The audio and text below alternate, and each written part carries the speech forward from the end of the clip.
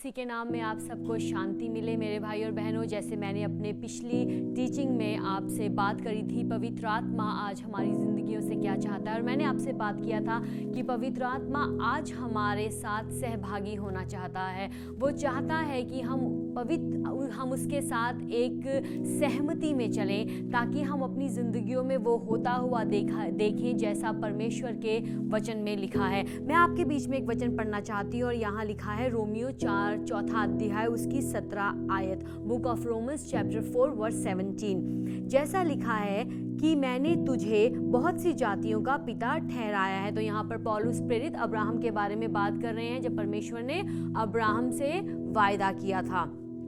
उस परमेश्वर के सामने जिस पर उसने विश्वास किया और जो मरे हुओं को जिलाता है और जो बातें है ही नहीं उनका नाम ऐसा लेता है कि मानो वह है। तो इसका जो सेकंड पार्ट है हम उस पर गौर करेंगे।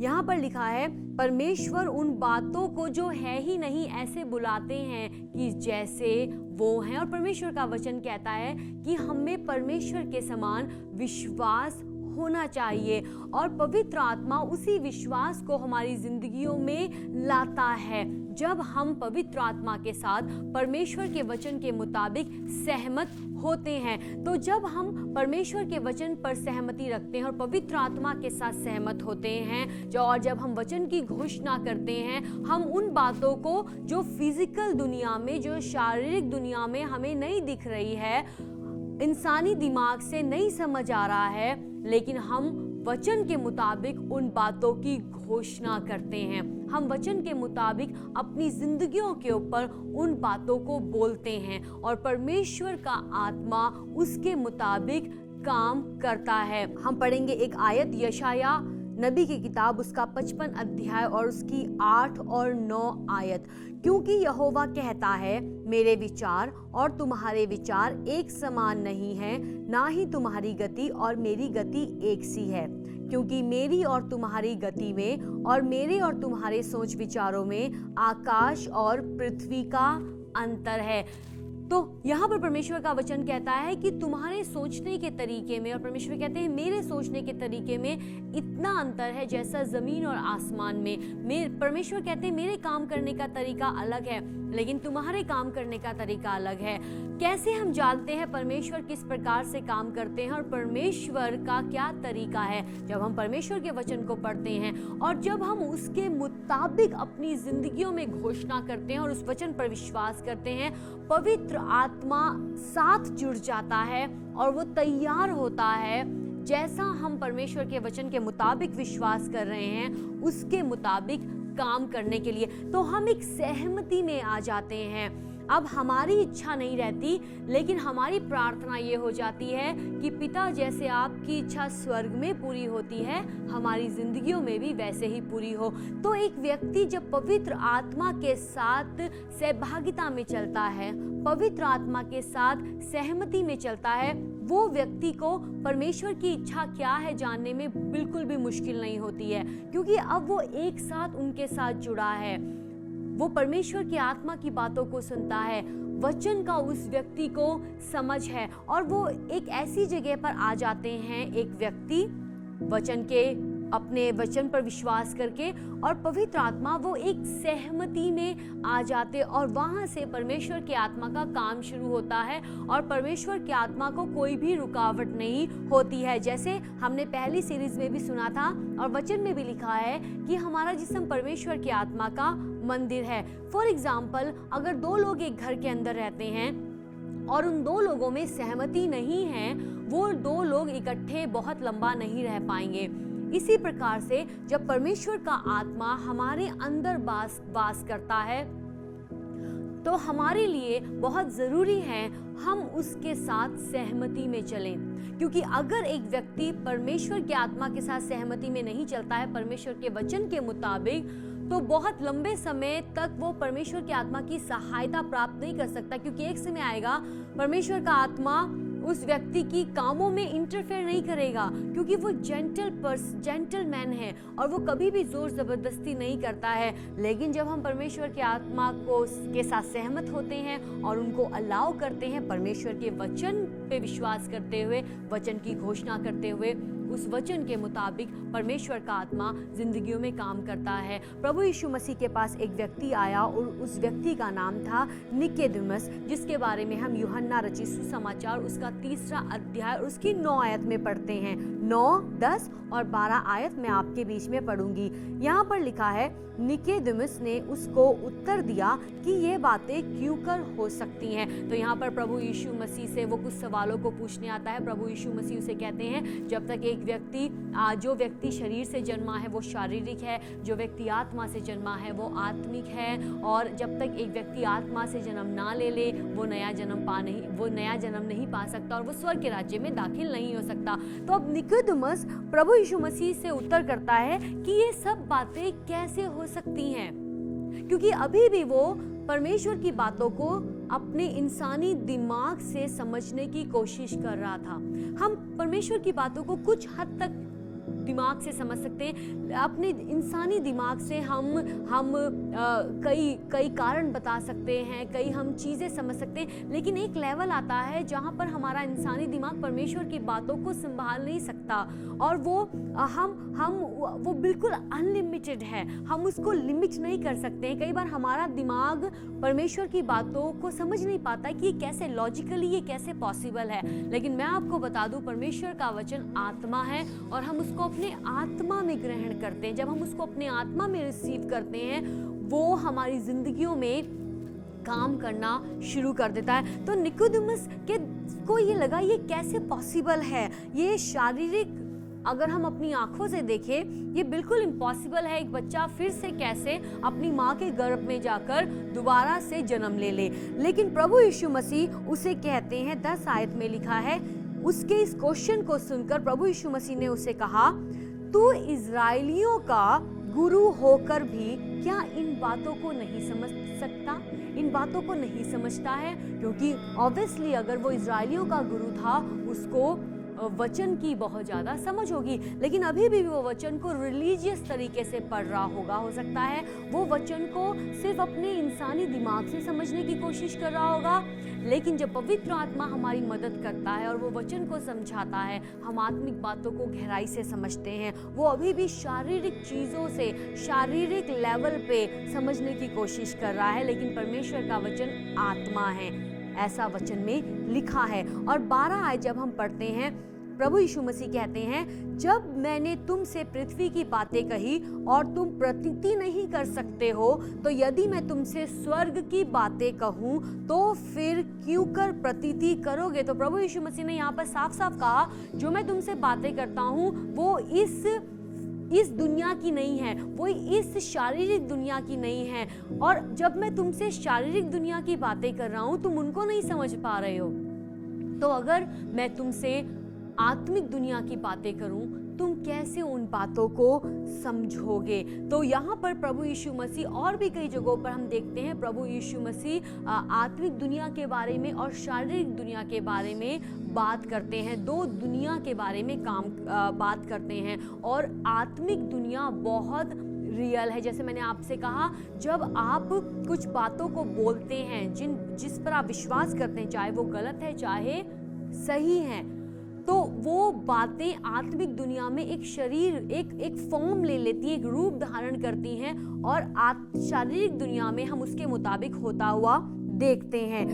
हम देखते हैं निकोदेमुस को वो बातें समझ नहीं आई, क्योंकि वो परमेश्वर की बातों को अपनी इंसानी समझ से समझने की कोशिश कर रहा था। हमारी इंसानी समझ एक लिमिट में जाके खत्म हो जाती है, लेकिन परमेश्वर अनलिमिटेड है, उनको हम अपनी इंसानी दिमाग में बंद करके नहीं बैठा सकते। और एक व्यक्ति जो अविश्वास लेकर चलता है, चाहे वो व्यक्ति विश्वासी ही क्यों ना हो, बहुत हमने केसेस देखे हैं जब लोग चर्च भी जाते हैं, आराधना भी करते हैं, वचन भी सुनते हैं, सब कुछ करते हैं, लेकिन फिर भी अविश्वास उनकी जिंदगियों से जाहिर होता है। और जब एक व्यक्ति ऐसा करता है और अविश्वास बोलकर भी जाहिर होता है, और जब एक व्यक्ति ऐसा करता है वो परमेश्वर की आत्मा को शोकित करता है और वो परमेश्वर परमेश्वर के काम को लिमिट कर देता है। जब एक व्यक्ति परमेश्वर के वचन पर जो लिखा हुआ है उस पर विश्वास नहीं करता, अब वो क्या कर रहा है? परमेश्वर के काम को अपनी जिंदगी में सीमित कर रहा है। लेकिन हमारी प्रार्थना ये होनी चाहिए, परमेश्वर आप मेरी जिंदगी में काम करें और जैसा आपका वचन कहता है उसके मुताबिक मेरी जिंदगी में वैसा ही हो। और जब अपने मुंह से आप इस बात की घोषणा करते हैं और उसमें सहमति है, आप एक जगह पर आ जाते हैं जहां पर अब आप सहमत हैं वचन पे, और पवित्र आत्मा भी सहमति में आकर उस वचन के मुताबिक आपकी जिंदगियों में वो काम करने लगता है। तो हम परमेश्वर की आत्मा को लिमिटेड ना कर दें, परमेश्वर की आत्मा को अपनी जिंदगियों में हम काम करने दें। एक वचन मैं आपके बीच में पढ़ूंगी और इसके बारे में लिखा है लूका रचित सुसमाचार, उसका पहला अध्याय, उसकी 26 से लेकर 35 आयत। यहाँ पर हम देखते हैं कैसे परमेश्वर के वचन के साथ जब सहमति हुई, जो वचन बोला गया और पवित्र आत्मा ने जब काम किया, हम उस व्यक्ति की जिंदगी में वैसा होता हुआ देखते हैं। परमेश्वर को हम ठट्ठों में नहीं उड़ा सकते, परमेश्वर के काम को हम ठट्ठों में लेकर नहीं कर सकते और ना ही परमेश्वर के वचन को हम हल्के में ले सकते हैं। वचन में लिखा है, इस वचन में जो हमारे परमेश्वर का वचन है, जो हमें स्वर्ग से मिला है, जो ये मन्ना हमें मिला है, ये जीवित है और ये वचन जो है ये जीवित है और ये काम करता है। तो परमेश्वर के वचन को हम लिमिट ना करें, उसको अपनी जिंदगियों में काम करने दें। यहाँ पर हम देखते हैं मरियम के बारे में, जब स्वर्गदूत जिब्राइल मरियम के पास परमेश्वर के द्वारा भेजा गया। उसकी 26 आयत से मैं पढ़ना शुरू करूंगी। यहाँ लिखा है, 6वें महीने में परमेश्वर की ओर से जिब्राइल स्वर्गदूत गलील के नासरत नगर में। तो हम देखते हैं परमेश्वर ने जिब्राइल को भेजा और ये सही समय था जब परमेश्वर के पुत्र का इस धरती पर आना था, क्योंकि वचन में लिखा है हर एक बात का एक समय है। परमेश्वर को पता है सही समय कब है और वो सही समय पर अपनी इच्छा को अपने लोगों के ऊपर जाहिर करते हैं। तो 6वें महीने में परमेश्वर की ओर से जिब्राइल स्वर्गदूत गलील के नासरत नगर में एक कुंवारी के पास भेजा गया, जिसकी मंगनी यूसुफ नामक दाऊद के घराने के एक पुरुष से हुई थी। उस कुंवारी का नाम मरियम था। परमेश्वर कभी भी गलती नहीं करते हैं, आमीन। यहाँ 28 आयत में लिखा है, स्वर्गदूत ने उसके पास भीतर आकर कहा, आनंद और जय तेरी हो, जिस पर परमेश्वर का अनुग्रह हुआ है, प्रभु तेरे साथ हैं। स्वर्गदूत ने आके उसको ग्रीट किया, लेकिन 29 आयत में लिखा है, वह उस वचन से बहुत घबरा गई और सोचने लगी ये किस प्रकार का अभिवादन है। 30 आयत, स्वर्गदूत ने उससे कहा, हे मरियम, भयभीत ना हो, क्योंकि परमेश्वर का अनुग्रह तुझ पर हुआ है। देख, तू गर्भवती होगी और तेरे एक पुत्र उत्पन्न होगा, तू उसका नाम यीशु रखना। वह महान होगा और परम प्रधान का पुत्र कहलाएगा और प्रभु परमेश्वर उसके पिता दाऊद का सिंहासन उसको देगा।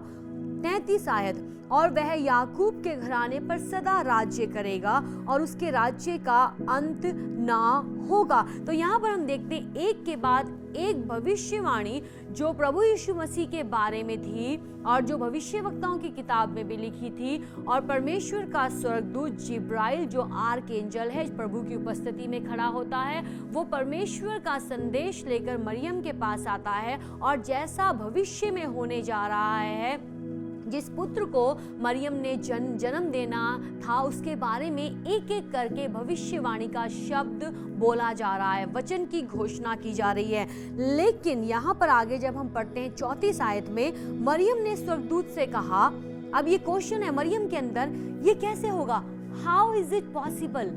क्योंकि अगर हम शारीरिक आंखों से देखें ये बिल्कुल इम्पॉसिबल है, लेकिन अगर आत्मिक आंखों से देखें ये पॉसिबल है, क्योंकि परमेश्वर का वचन काम करता है। परमेश्वर का वचन जब भेजा जाता है वो ऐसे नहीं भेजा जाता है, लेकिन वो काम करने के लिए ही भेजा जाता है। लेकिन ज़रूरी है जब परमेश्वर का वचन भेजा जाता है तो जो सुनने वाला है, जो लेने वाला है, उसको अपने आत्मा में ग्रहण करे। ऐसा ना हो कि परमेश्वर अपना वचन भेजे और उस व्यक्ति का दिल कठोर हो और वो वचन दोबारा बिना काम किए हुए लौट आए। तो यहाँ पर स्वर्गदूत ने उसको उत्तर दिया, जब मरियम ने क्वेश्चन पूछा ये कैसे पॉसिबल है, मैं तो अभी शादीशुदा भी नहीं हूँ, मैं किसी पुरुष को भी नहीं जानती हूँ, शारीरिक आंखों से ये इम्पॉसिबल लग रहा है। कई बार ऐसी लोगों की ज़िंदगियों में सिचुएशन आती है जब वो अपनी ज़िंदगी की तरफ देखते हैं, अपने परिवारों की तरफ देखते हैं, अपने काम को देखते हैं, अपने जिस्म की कमज़ोरियों को देखते हैं, अपनी कमज़ोरियों को देखते हैं। उन्हें लगता है ये कैसे पॉसिबल है प्रभु, आपका वचन तो ये कहता है, लेकिन ये कैसे पॉसिबल है। मैं आपसे कहना चाहती हूँ, अविश्वास ना करें, लेकिन विश्वास करते हुए उस वचन को ग्रहण करें और घोषणा करें अपनी जिंदगियों के ऊपर, अपने परिवारों के ऊपर, अपनी परिस्थिति के ऊपर। परमेश्वर का वचन जीवित है और वो काम करता है। इस वचन में जिंदगी है, लेकिन हमारे लिए जरूरी है हम उस वचन को ले लें। आमीन। प्रभु यीशु मसीह ने कहा, चोर केवल चोरी करने, घात करने, हत्या करने आता है, लेकिन मैं आया हूँ ताकि तुम जीवन पाओ और बहुतायत का जीवन पाओ। वचन में लिखा है प्रभु यीशु मसीह वचन है, और स्वर्ग में प्रभु यीशु मसीह को यही नाम दिया गया, वचन।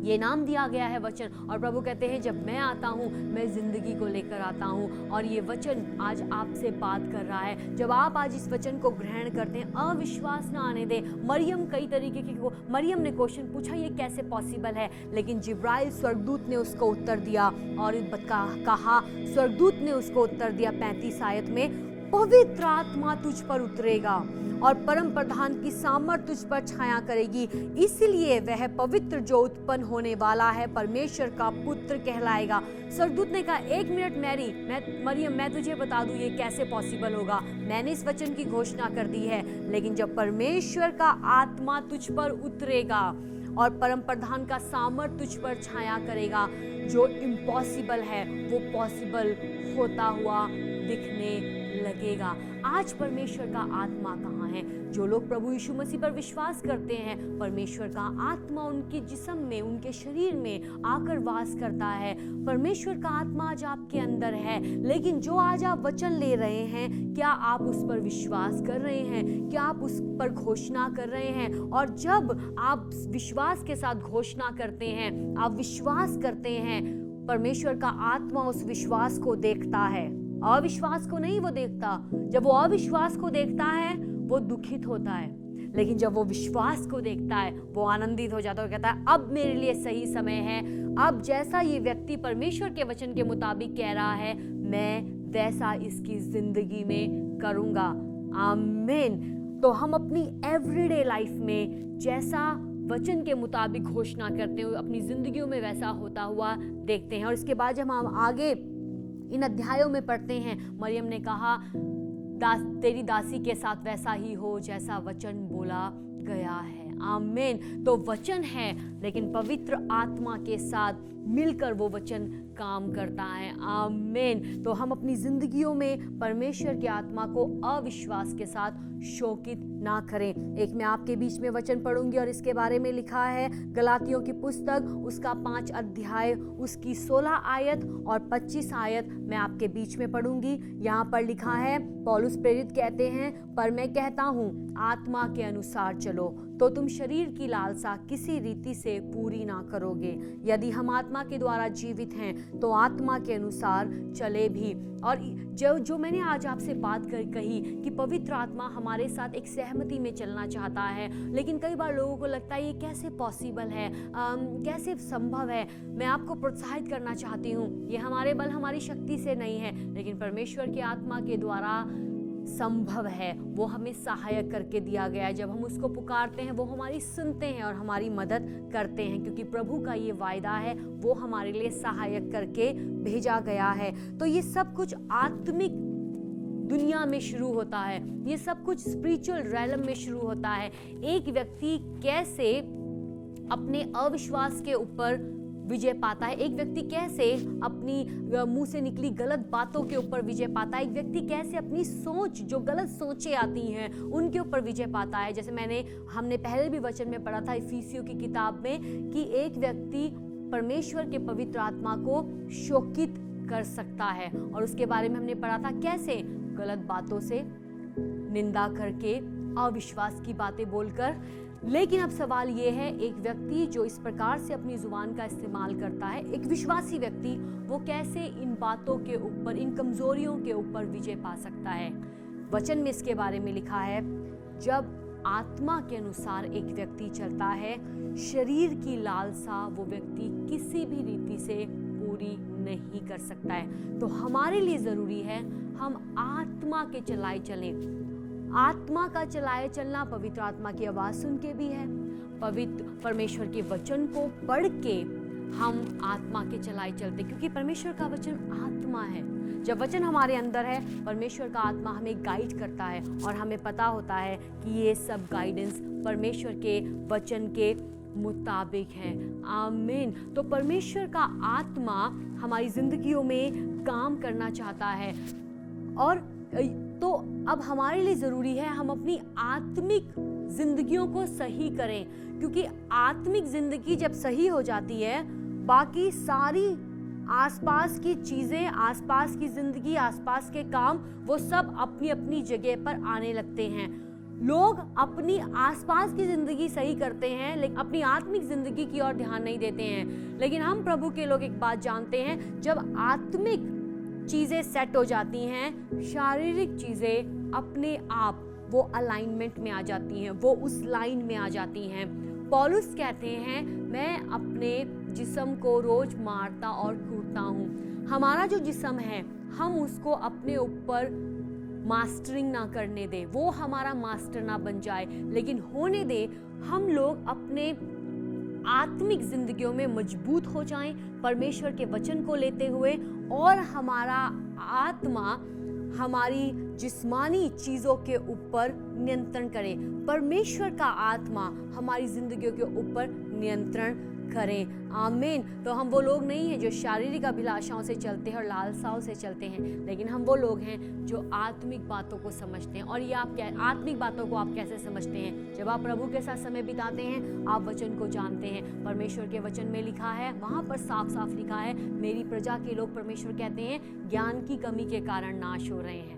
ज्ञान की कमी के कारण परमेश्वर का वचन क्या सच्चाई जाहिर करता है? जब हम पढ़ेंगे ही नहीं, जब हम सुनेंगे ही नहीं, हम कैसे उन सच्चाई को जानेंगे? तो मैं आपको प्रोत्साहित करना चाहती हूँ, परमेश्वर की आत्मा को शोकित मत करें अविश्वास के साथ, लेकिन वचन को अपने दिल में ले लें। अपने दिल में बाकी चीज़ों को ना भरें, अपनी सोच में दुनिया की चीज़ों को आने मत दें, लेकिन होने दें परमेश्वर का वचन रिचली पूरी बहुतायत के साथ आपके दिलों में वो काम करे, आपकी सोच में वो काम करे, और आप मसीह के स्वरूप में बदलते जाएं। और ये शुरू शरीर से नहीं होता है, जैसे मैंने पहले कहा, ये आत्मा से शुरू होता है। आत्मिक चीज़ें सेट हो जाती हैं, शारीरिक चीज़ें ऑटोमेटिकली सही होना शुरू हो जाती हैं। तो प्रभु आपकी मदद करें, परमेश्वर के साथ समय बिताएं, वचन को सुने, और सिर्फ सुनने वाले ही ना बने, लेकिन वचन पर चलें, जैसे याकूब की पुस्तक में लिखा है। हम परमेश्वर को धोखा नहीं दे सकते। प्रभु का आत्मा आपके साथ है और वो आपकी ज़िंदगियों में विश्वास को देखना चाहता है, और ये विश्वास हम बोल कर जाहिर करते हैं। सिर्फ 2 घंटे के लिए नहीं चर्च की मीटिंग में, लेकिन हफ्ते के 6 दिनों में, दिन के 24 घंटे में हम किन बातों पर मनन करते हैं, हम किन बातों की घोषणा करते हैं, परमेश्वर के लिए ये बहुत बहुत मायने रखता है। आइए हम प्रार्थना करें। पिता, मैं धन्यवाद करती हूँ आपके लोगों के लिए, और जो आज वचन का बीज बोया गया है, होने दें इनकी जिंदगियों में काम करें, इनके आत्मा में वो गहराई से काम करें। होने दें आपके लोग आपके वचन को अपने दिल की पट्टियों पर लिख लें, उस पर मनन करें, इनके पैर आपके वचन की चट्टान पर मजबूत हों। प्रभु जी, आपके लोग महिमा से महिमा की ओर बढ़ते जाएं, सामर्थ से सामर्थ की ओर बढ़ते जाएं, और शैतान का कोई तीर, शैतान का कोई हथियार आपकी कलीसिया, आपके लोगों के खिलाफ प्रबल ना हो। आपके लोग अंधकार में ना रहें, लेकिन होने दे आपका वचन इनके अंधकार भरे जिंदगी में उजियाला लेकर आ जाए। और प्रभु यीशु, आपने कहा, जब तुम सच्चाई को जानोगे, सच्चाई तुम्हें आज़ाद करेगी, और वो सच आपका वचन है। मेरी प्रार्थना है यीशु मसीह के नाम से, आपके लोगों की ज़िंदगियों में मैं छुटकारा बोल देती हूँ, चंगाई बोल देती हूँ, परिवारों में शांति बोल देती हूँ, दिलों में तसल्ली बोल देती हूँ, शांति बोल देती हूँ। प्रभु अपने लोगों को संभालें और मजबूत करें, यीशु मसीह के सामर्थी नाम में। आमेन, आमेन। प्रभु आपको आशीष दें।